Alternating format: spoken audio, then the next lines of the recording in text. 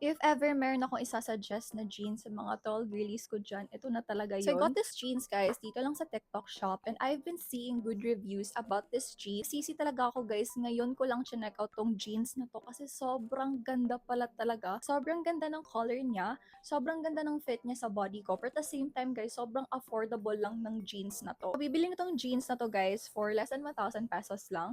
And for me, as a tall girly, sobrang affordable na naman ganitong klaseng jeans. Kasi alam naman natin guys, as a tall girly, sobrang hirap talaga maghanap ng jeans na sakto talaga for my height. Kasi ako guys, I'm 5'6 tall.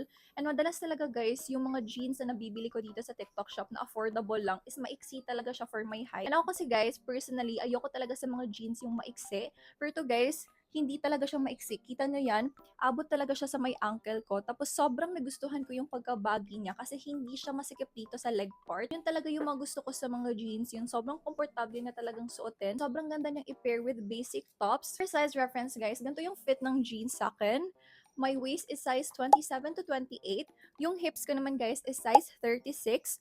I'm 5'6 tall guys and kita nyo yan.